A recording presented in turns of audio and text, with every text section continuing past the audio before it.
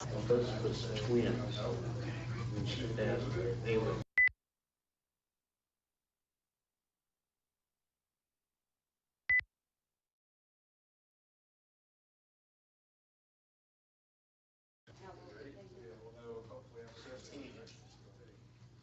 All right. We will call the City of Flagler Beach Planning and Architectural Review Board to order Tuesday, June 6, 2023, 5:30 p.m. Would you stand and say the Pledge of Allegiance? Scott, would you lead us? Pledge allegiance to the flag of the United States of America and to the republic for which it stands, one nation under God, indivisible, with liberty and justice for all.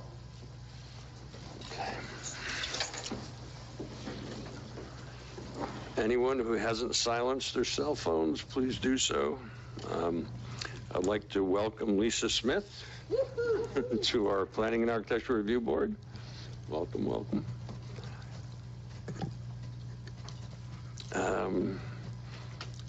Roll call. Paul Chestnut. Ernie Witherspoon. Here. Vice Chairman Marshall Street. Here. Chairman Joseph Fasoli. Here. New member Lisa Smith. Here. Joanne Sullivan. Here. Scott Jacobs. here. Okay.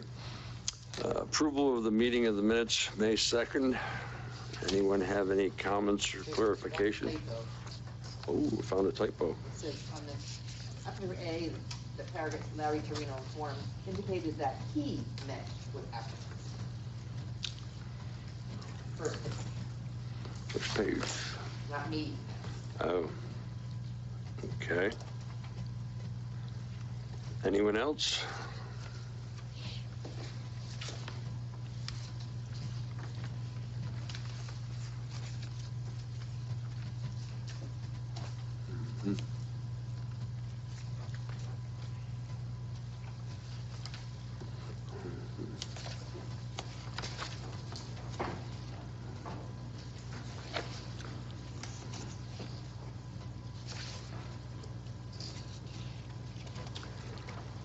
If there are no other comments, we could entertain a motion. motion to approve. Second. All in favor? Aye. Any opposed? None? Okay, meeting minutes approved. Old business, new business. Application SP number 23-06-01, final site plan approval. A request seeking approval to develop a multifamily townhouse apartment complex consisting of 4 units on 0.55 acres. Larry? Yes, sir. Thank you, Mr. Chairman. This project, if you recall, came before the planning board, I believe it was in October of last year. Went through the conceptual plan review process. I included in the report the minutes from that meeting. There really wasn't anything technical. Just general questions were asked of the applicant. Nonetheless, they have proceeded forward and they submitted an application for final site plan review, and we are here with this evening. A couple of opening comments. This particular property has been a challenge through the years.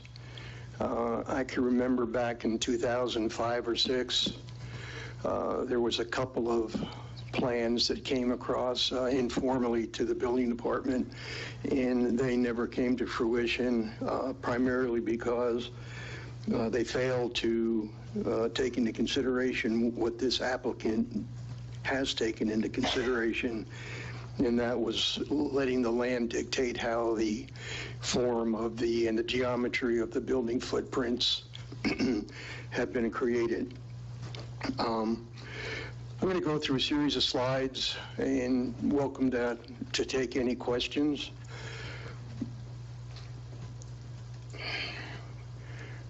The property, I believe we're all familiar with it.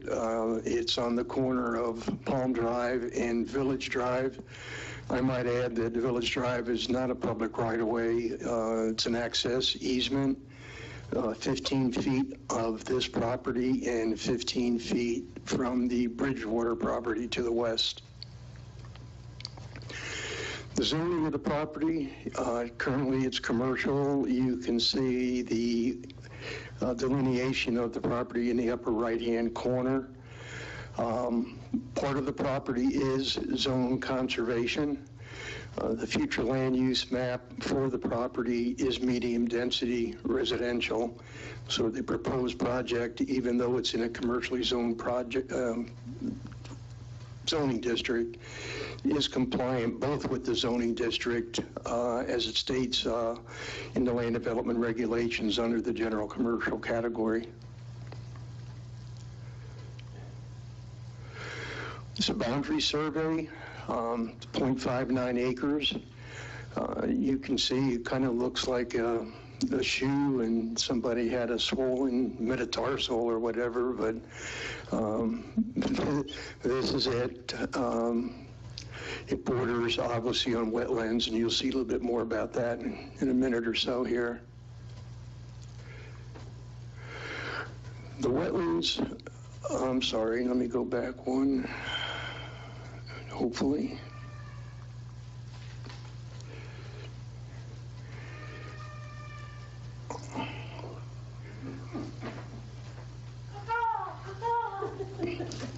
Yeah. This is the appropriate slide, I apologize. The wetlands, you can see the delineation line in red, the arrows all pointing down into the wetlands and the drainage ditches to the east.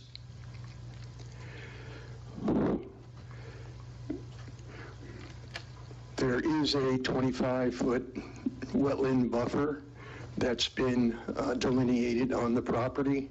So the buildable area is everything that you see in white that is below the upland buffer.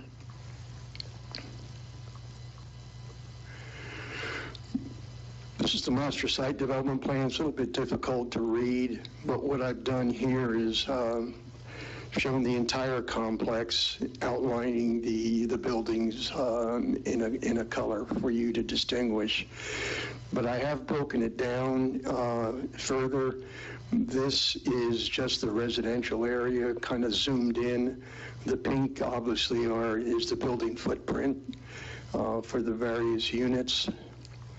It's what we call the residential area of the project. I think this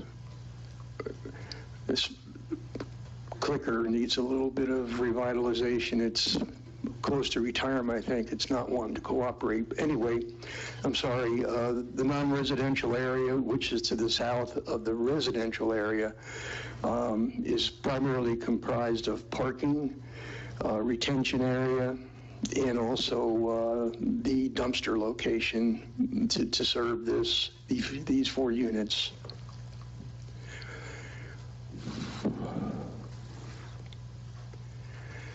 I don't know about this, Penny. A little far away. Yeah. There you go. Also, it's a long time to live. Yeah, but this is a site data summary sheet that was included in the construction documents. To the left, the impervious coverage. 41% of the development site is impervious. 59% is pervious. To the right, the parking calculations. 8 parking spaces are required. There are 12 spaces provided.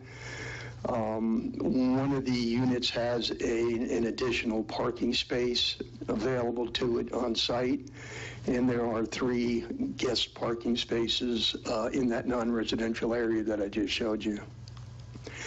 Overall height of the buildings is 31 feet 7 inches.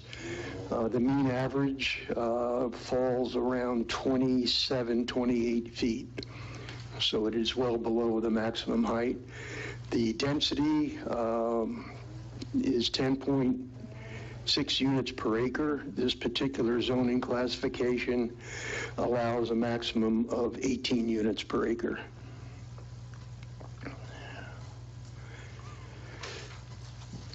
It's the building elevation. It's not colored, obviously. You have that in your packet, and you can see the 4 units there architecturally. A lot of movement with the buildings pop-outs, recesses, knee braces. There's distinguishing features between the second and first story in terms of material finishes.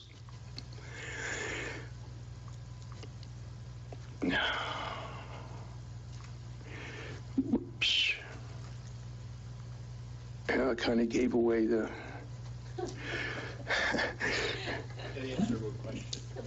The units, 4 units, all green in color. We do have an ordinance, the townhouse ordinance stipulates that if there are a grouping or a group of townhouses, each unit must be individually distinguishable from the adjacent units. So this, even though it's an apartment complex, they are townhouses, falls under that category. We can't dictate color, but we can, correct me if I'm wrong, we can make requirements such as what we have in our current ordinance. So I'm going to skip ahead. I just did this as an example. Certainly, you know, beauty's in the eyes of the beholder, but what I tried to distinguish here is to show the difference. Even though the green was acceptable for what it is, again, not saying these colors, but I did include in the staff report actually one of the graphics that will be in the land development code to identify how a grouping of townhouses would differentiate and establish their own identity. I also want to call your attention to a few other things that need to be addressed on this site plan. I don't have a pointer, unfortunately. You know what, let me walk up there. It'd be a lot easier.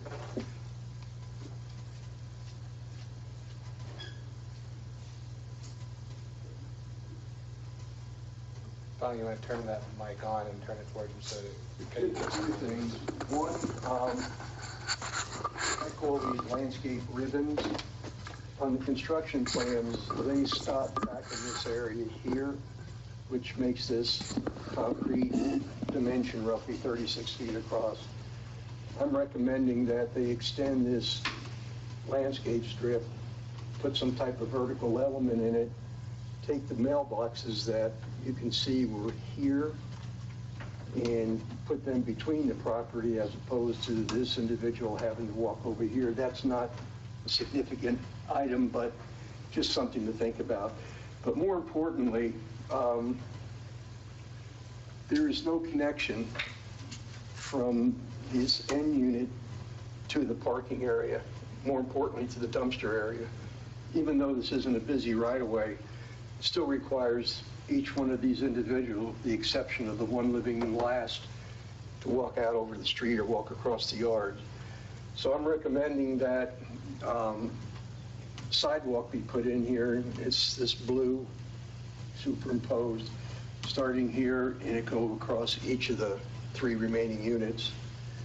Also, in the construction plans, there's dry retention shown in 2 areas, between the 2nd and 3rd unit and in front of the 4th unit.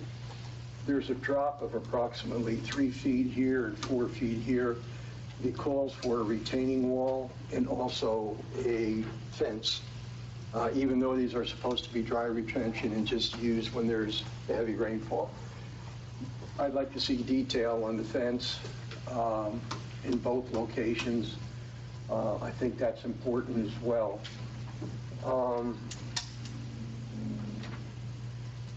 I believe that was it. There's nothing really major. But anyway, I just wanted to call these out. I think this is very important. I believe this will add a lot.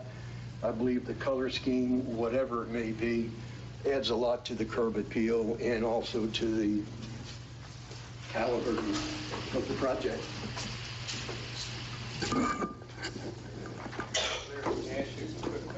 Yes, sir. The distance between the structure and the road, not counting the sidewalk, is that handle a 17, 18, 19-foot car, or no? It's 20 feet. It's 20 feet, not counting the sidewalk? Right. Okay, It's 20 feet to the edge of the driveway apron. okay, That's the edge of pavement. okay. So it does include the sidewalk on the downhill units, the 2, 3, It would. I mean, they wouldn't be the sidewalk, it's their driveway apron.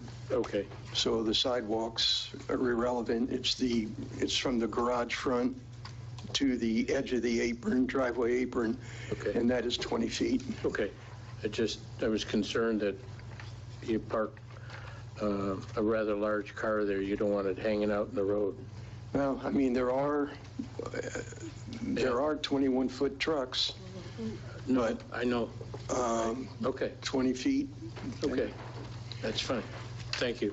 One thing I did, glad you made that comment. One comment that I haven't looked at the 6 recommendations, but one that did strike me, there's no fire hydrant anywhere close to this property, anywhere in that area. And I did talk to the fire chief about that, and I mean, you could presume what his answer was, that very strong need for a fire hydrant in this area. Again, I don't know how that if that's something we can require of the developer, or something that the city would share in, but obviously it's a safety and welfare concern.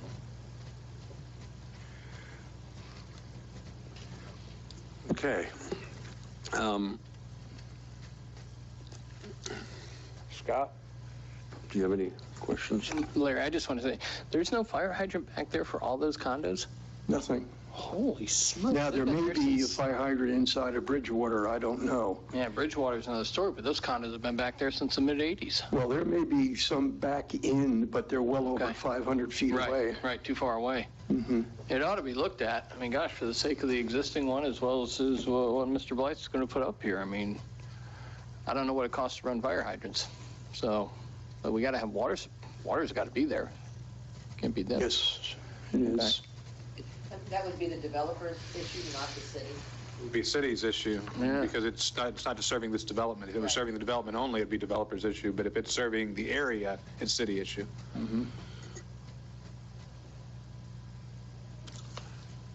Is that your No, question? that's all. I think they did a great job of fitting the project on the, oh, sorry.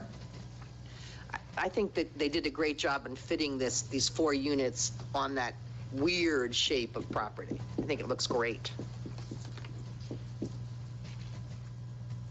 Lisa, any comments? No. Marshall? I have some, but when Larry's done, Okay. a couple of questions and comments. Brenda? No, I just, I second her comment that the architects did a beautiful job fitting this project into here, and the units are livable, and I see you took that suggestion about flipping the north unit, for the sound transmission. That was, I think it even looks better on the plan. It's going to live better for you. And I have all the faith that whoever did these plans will come up with the right color scheme. So I think it's good for the people living here, the surrounding area, and the city long-term. So thank you for the effort. Paul? Are we able to ask the architect or the developer about the recommendations that are made? Sure. Would you like to come up to the podium and answer a question? I didn't hear the question, I'm sorry. It was just, I think your response, your reaction to the recommendations from staff, the 6 recommendations that staff has made, if you had any comments that you'd like to make about those, I think that. Just state your name. Well, let me jump in on the color one, since I can say that we thought about that. I think our initial reaction was, yeah, that would definitely benefit the units and the use of the building if it had multiple colors. I think that being that we are in the village environment, which is certainly monotone, two-color brown, if that perhaps we needed to, go with a slightly more subtle differentiation. So shades of green had come to mind at Larry's recommendations in the off-site review. We were getting ready to entertain some of those suggestions, and I guess we'd probably do that at permitting at this point. I don't really know, but my gut is that it would be nice to bring it into the earth tone greens and try and differentiate it somehow in that way. But, I'm not opposed to making that color differentiation more dramatic, but then I might need to look more at things like shutters and things like that to try and make like one of the units look different too. I don't really want to look just cookie cutter like I painted one line and jumped to the next one. But like Larry did a great job outlining, our face of our building moves in and out as a result of this plan. And the physical reality of standing in front of that building you will be able to differentiate. And the colors probably will follow the lines very nicely, but that's something that needs to be considered. But initially, I'm just leaning more towards greens just to get into that conversation. As far as, I think when I read the comments, and Larry, correct me if I get it wrong, because I didn't hear what you said when you were up there, but with respect to the sidewalk, my understanding of the sidewalk was that, yeah, right. My understanding of the sidewalk when I was talking to my staff, which I assume is somewhere out there, and by the way, my apologies for being late. I don't think there is an excuse. I think we were just in a different world doing different things and not paying attention, so I apologize. I didn't want to waste your time, so thank you for letting me come. The sidewalk that we were envisioning connecting was that the two units had a connecting sidewalk and the two right units had a connecting sidewalk.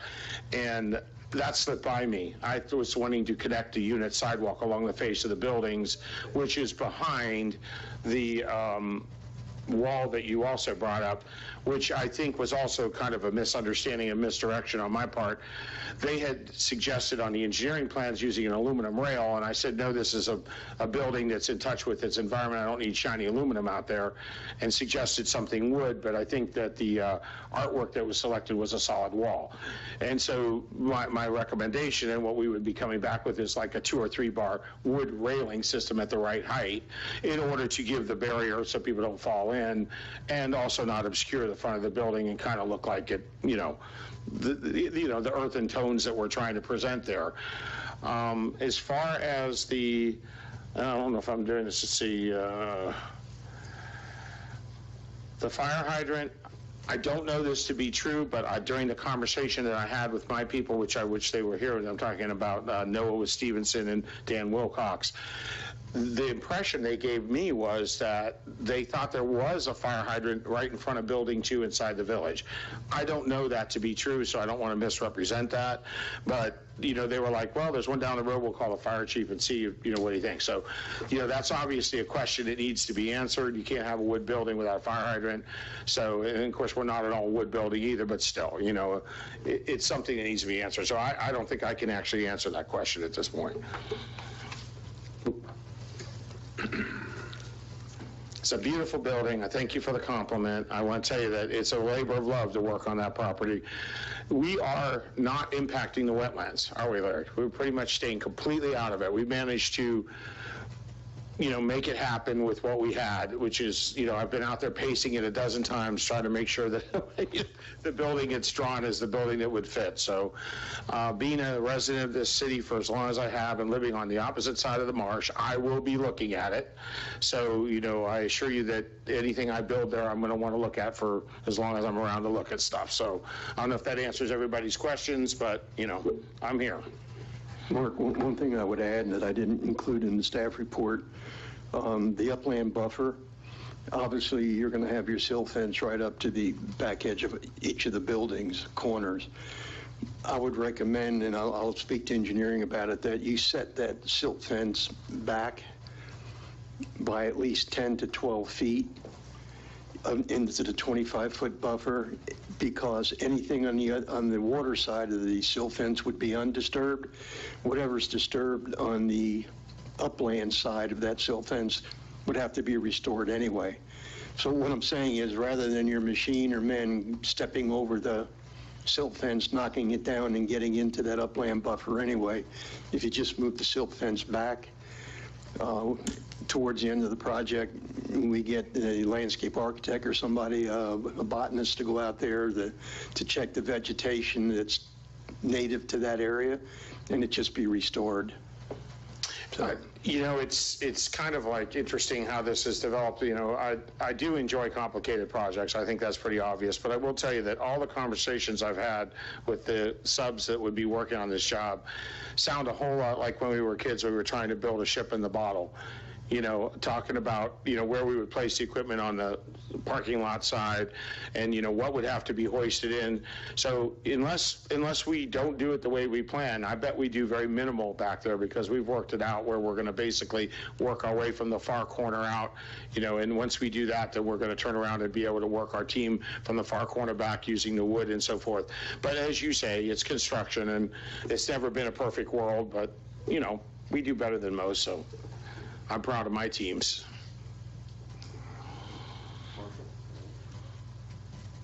Real quick, and I'm not sure the comments, I totally agree that it's very ingenious the way you put 4 units on that piece of property.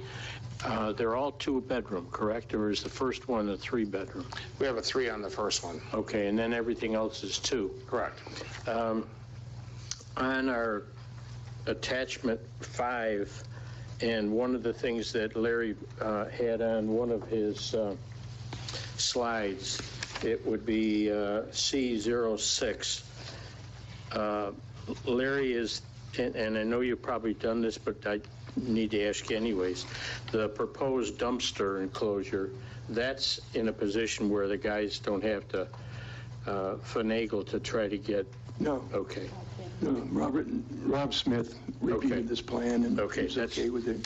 That's what I figured. That's what I figured. On sheet attachment 6, on sheet 1A,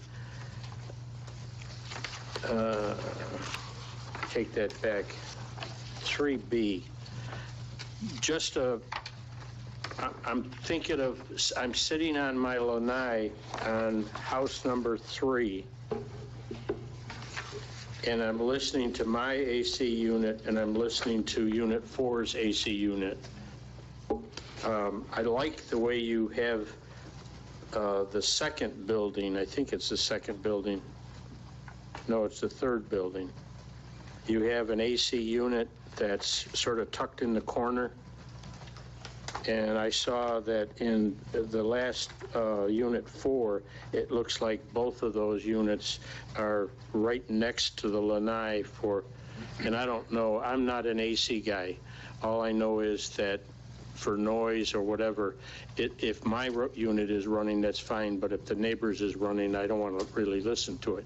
I don't know if they can be separated a little bit. And I'm not trying to design this, but just a comment. You're walking in our shoes, and we had in our mind the day that we had to have somebody service them. Got it. You know, not just the day that, you know, they were up on a bracket on the side. Right. So I do a lot of, you know, maintenance and operations kind of things, and so I'm always looking at how we're going to get somebody back there without having to make a big deal about it. Yeah. But we work in entertaining using the new inverter units. I'll just make that comment. I don't know if you're familiar with those. They are much, much quieter. Bosch has just come out with some, and they don't operate in the same kind of noise level that we're used to. Well, I guess where the stairs are for Unit 4 would be a nice place to put his unit. Then Larry, can I look at your plan for a second? the stairs, I would think the stairs could be on the other side of the lanai, but here again, I'm not trying to redesign this because I know that you've spent a lot more time on it than I have, but I'm just thinking of that situation. Also, 1B, firewalls are on all in between each unit, correct? That's correct. And if you'll notice that was actually where the world changed for us. You notice we weren't willing to just go with straight firewalls. That's a major cost for this particular design, but by the way we did it, The living units will have some geometry. Right. You got good equality in square footage, and had one unit, of course, on the 1 point area where you have more land, get bigger and get another bedroom. But you also were able to maintain your firewalls all the way up. So it'll be the construction by which we go up with our block walls to the bottom of the truss bearing, Right. and then we'll go up with our firewalls on individual trusses at the center of the walls. Right, okay, that's good. You already talked about the colors. And last but not least, I think, attachment.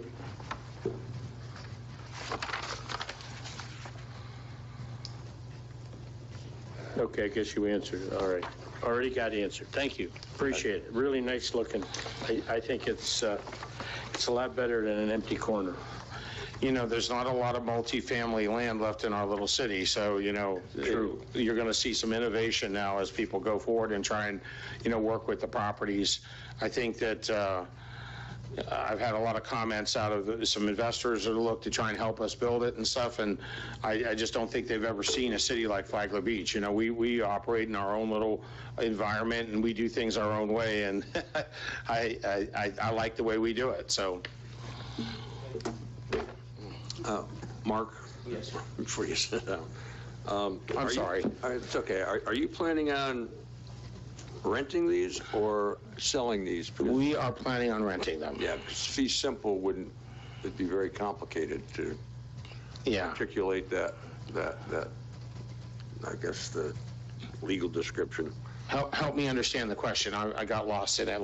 I'm sorry. So fee simple, usually, you have townhouses that are on a rectangular piece of property, and you can sell that piece of property, fee simple, sell this piece of property, fee simple. But this is a puzzle, so therefore, to create that declaration to sell it fee simple would be true.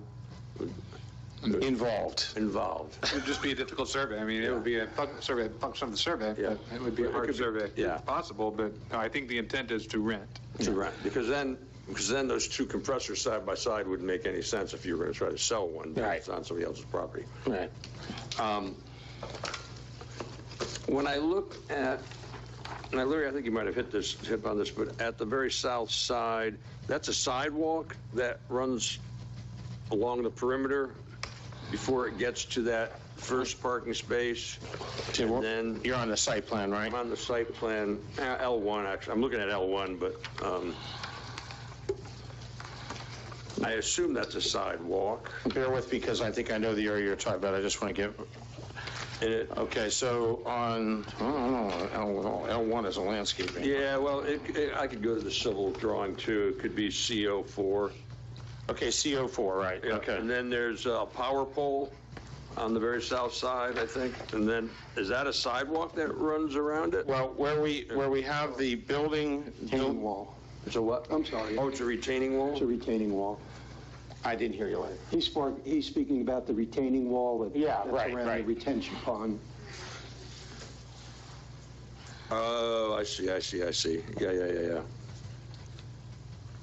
But Larry, we're recommending that there's little segments of sidewalk that run along the westerly edge and the road. Unless Mark chooses to put them in between those dry retention areas in front of the units, between there and the building front. But I don't think there's enough space to do foundation plantings plus a sidewalk. In my opinion, you're walking in front of people's windows, and I just think it makes more sense out by the curb. Well, yeah, that's what I meant by the curb. We are on a tight piece of land, as much as we'd like to have everything, some things just kind of go, by the wayside, but I was hoping to connect the sidewalks, connect the fronts, and I was going to explore that retaining wall area that Larry's talking about. Cantilevers aren't out of the question over a little retainage area. That, that's part of our calculation there, which is why we're ending up with, all this fancy hoopla right out there. But that doesn't mean we couldn't cantilever over it. I mean, we could bring sidewalk over and, basically have the water underneath or something like that. Little form work goes a long way. I think you did a great job piecing a puzzle together to create these units. The color scheme, I would like to see maybe variations of green or some departure. I like to hear that. I'd like some feedback on that, because we didn't put a whole lot of emphasis in the color at the time. That was kind of our secondary thing. We didn't really think it over at that point. Well, I think it's in the code that we have to do something like that. So what would you do? Just make that a condition of the approval? A recommended condition of approval, correct. Any other questions or comments from the board? Yeah, Mark, last time I asked about base flood elevation, have you decided how high you're going to build this thing? Could you say it again? I'm sorry. The last time I asked about base flood elevation, have you decided how high you're going to build this? We are at 7. Okay. So, and remember now the garages are down, right? So you step up from the garages. So basically with the depth from the road being what it is, going right into the garage, the slope has to be maintained at a reasonable, incline, right? So then you'll be probably stepping up out of the garage to get to the next level. So, we're trying to do that, so. Larry, is that enough? Well, I'm looking at the plans here, and I'm seeing the finished floor elevation at 6.5. 5, I'm sorry. That's right. He told me we could get up to 5. 6.5? 6.5. You're going to flood. Well, yeah. I hate to say it. You own this thing. You're renting them. You're not selling them off. That, I didn't actually... How do I put this? We're trying to deal with one of the variables in the building, and I think that we're tugging between the site work and the building. So yeah, I would think I would want to look at that hard once more time. It involves, I think, the step. It's a tough problem to fix once the building's there. No, tell me about it. So I live there. Well, that's the thing. Me too. Yeah. I'm sitting here trying to figure out, what do I do? Yeah. Aside from tear the thing down, build it higher. What elevation did we hit on the last flood? Do we know? 6, sorry? When we got our last little visit with the water, do we know what we hit? 6.5, I believe it was, Penny, wasn't it? I know the city is considering increasing that to 7. Yeah, base flood elevation. I mean, this is the world we live in, it's not like we can change it. I don't understand why, again, I'm not being critical, but would spend $12, $15 million and not look at the opportunity to be safe. Well, I think the conflict came in where they were trying to get from the garage into the next floor, and we had we had the architectural consideration and we had the design consideration, right? So I with Scott.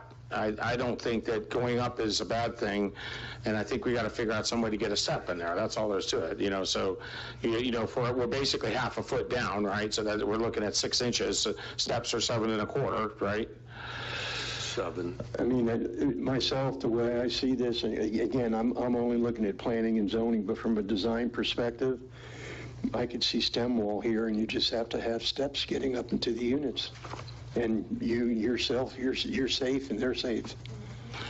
And steps are ramps, but either way, I mean, what was, Nicole was the last one that, I know I got it in the garage and in my sunroom. It didn't get in the living area, so I didn't lose kitchens and baths. But nonetheless, do we know the number on Nicole? I don't recall that. Irma was 6'1", 6'3", 6.4 something. 6'4". But that's right, because I'm 6'1" and I had about 6 inches in the house, so close enough. Larry, do you know what the village is at? I'm just curious. Yeah, they were built, they're probably... Those are in the late 80s. I did a lot of those appraisals back when... But you have to remember, you're in the path of least resistance. And I mean, for what you've come up with, it really is ingenious, the way those buildings are designed. I just hate to see you sink all this money into it and have a problem down the road, because... I I think that just slipped by my, like I said, I think there was a discussion that I might not have been a party to, because like I said, I remember distinctly saying 7, so, And it's probably worth, what extra cost it's going to take to solve the problem now, because there's no other way to solve the thing. It's, you can. I think Joseph would agree that the conflict doesn't come in so much in the cost, it's in the square footage and how it affects the flow of the, as you step out of the garage into the, to the space, you're going to have that. Either you have a step in the garage and negotiate it with the vehicle, or you try and incorporate it in the floor plan, and our floor plan is tough. And then, right, sure. So I'm sure there was a tug of war, and I wasn't there for that day, so, but yeah, no, I would agree that being at a higher elevation seems to be a high priority, and I don't see why we shouldn't be able to figure it out. I mean, we figured everything else out, right? I thought that we had, as a city, changed from base flood elevation plus 24 to go to 7 feet. We did. I thought we did 7-1. We did, and then there was a pushback. Right, but then we talked about it again. And we to went go up back, again. we went back Didn't we? Did it to go? I don't know if base council plus passed it. 1. It hasn't happened yet. Okay, Yeah. so we're at 6-1 then, by rule, correct? Yeah. We would like to see 6, okay, we'd like to see 7. If not, I recommend 8 to 10, but I'm just, I don't like. It's your decision. I don't like but drying out my It is house. a matter of time. If Matthew is at 6.4 something, 7 foot would be the minimum I'd consider doing. And if you have to do a stem wall, you do a stem wall, but that's your investment and that's your choice. If the crown of the road were higher, then you have to be 18 inches above the crown of the road. But I think the crown of the road is only at 5, so that is 6.5 minimum. But I would think long and hard about that one. Any other questions? Then I have to open it up to the public. Okay, it's open to the public. Anybody from the public? No one from the public. We close it to the public. You're way rowdy today.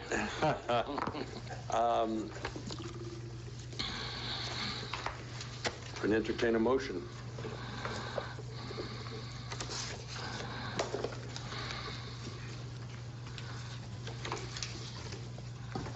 I make a motion to approve, subject to the color recommendation.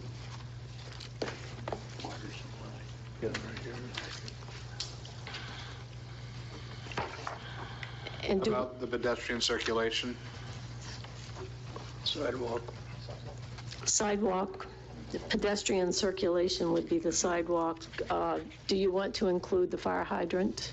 That's not them. Yeah, I think just maybe noting the fire hydrant, but it's not really a condition of approval, but it's just for the applicant to continue his conversations with fire chief and locating the fire hydrant they think is there, and making sure that they're. To increase the greenery between the units to this mailbox. The landscape ribbon should be extended. So let me take a crack at it, and then you can say what Drew said. So Larry, would the conditions you would like incorporated into their motion be the sidewalk, the pedestrian circulation, the sidewalk, the greenscaping, Yes, the landscape ribbon, the driveways, the extending the 2 lanes to intersect with sidewalk, yes, and the breaking up the color, and requirement. I think, was that, Putting the mailboxes between the units. And I do believe we should also come up with a minimum setback for the silt fence. I don't care how cautious you are under construction, there's no way you're going to, recommendation for minimum setback of silt fencing? and I would say at least 10 feet minimum. Okay, do you mind? I mean, we can do that, but I mean, we think we could operate in a 3 to 4 foot buffer, but he's right. I mean, things fly over, But that's again, we had the discussion, how to build the building and how we were going to do it. It had a lot to do with having the right equipment on site. So as opposed to standing around putting a scaffolding around the outside. But I hear what Larry's saying. I do hear it. I'm sorry, and Joanne, what was the mailbox? Well, yeah, if the mailboxes at the Oh, end. that isn't a requirement. That was a suggestion, not a requirement, so it wouldn't be a condition of approval. I think the applicant has heard it, but that's not something that Larry's asking to be included. So the things to include in the motion that I have now is the pedestrian circulation, the driveways, the breaking up the color blocks, and minimum setback of 10 feet for silt fencing, and the green space. Yes. Yes. Perfect. Shall I Are those the repeat? conditions you wanted incorporated into your motion? Yep, shall I repeat, or? Bonnie, you get it? Okay. Okay, I make a motion to approve with the conditions outlined by Drew. Recommend approval. I'll second. Any further discussion? Larry, would they consider a mailbox cluster versus individual mailboxes? I think our concern, just talking as, builder, and that way that road is, as anything out by the road when they come out of the village is a target, and I'd rather see it off to one side or the other, but, I was always told that the post office would tell you where you were going to put it, so.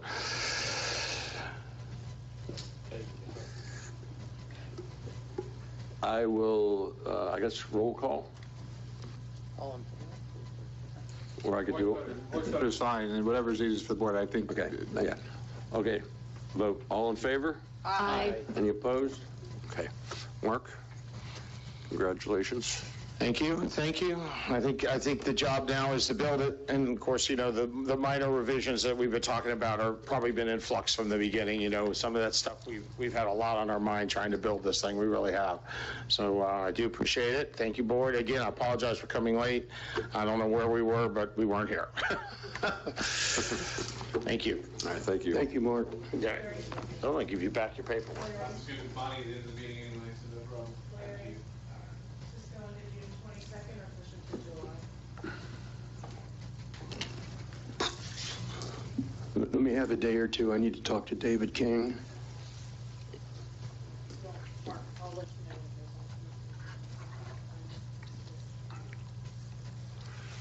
Okay, any board comments? General comments? I just have a question for Larry. With the EV charging stations becoming more and more mandated with multifamily and condo living, I know we have limited space left, but have we been considering any sort of ordinance or rule? Because when you have a cluster of multifamily, it's going to become a problem. Most things that I research says, at least 2 per 50 or... It's not something that we've considered to date. Okay, my recommendation is maybe we have that discussion. We can do that when we come back with the land development regulations. Okay, great. Thank you. You're welcome. Any other comments? Motion? I'll move. Second. All in favor? Aye. Thank you, everyone.